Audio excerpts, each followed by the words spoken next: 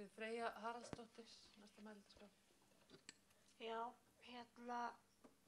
nálægt. Já, þá langar mér líka að styðja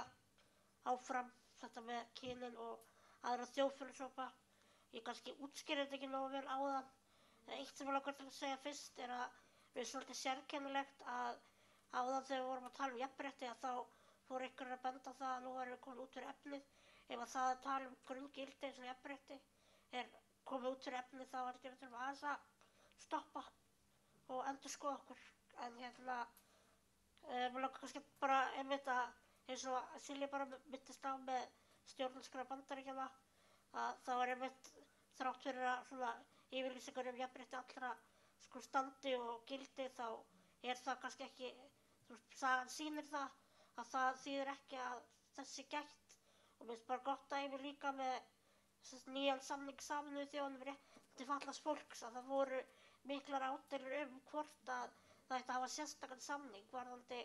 fatlað fólk en einfaldlega var það þannig að þrátt fyrir að við viljum að sjálfsögðu falla bara inn í alla aðra þjóðfélagshópa því fatlað fólk gerir það að þá sýnir sagan það að fatlað fólk býr í heiminum almennt við bæði mikið ofbeldi og kúgun en líka bara ósýnileika og það þurfti þennan samning til þess að undirstrika réttindi þessa hóps og þess vegna er ég að benda á að það er gríðarlega mikilvægt að mínu mati að tilgreina konur sérstaklega og svo aðra þjóðfélagshópa. Mér finnst þetta ekki endilega snúast bara hverju verða formenn heldur erum við hér breiður hópur til þess að semja stjórnarskrá og hvert og eitt okkar komum öllum ólíkum áttum með ólíkt veganesti og það veganesti er mjög mikilvægt og það er mjög mikilvægt að við gætum þess að þegar við erum að fjalla ákveðin mál snerta ákveðna hópa í þjóðfélaginu að þeir sem hafa reynslu á fyrstu hendi taki með virkan þátt í þeirri umræðu og hafi sterkt atkvæði í því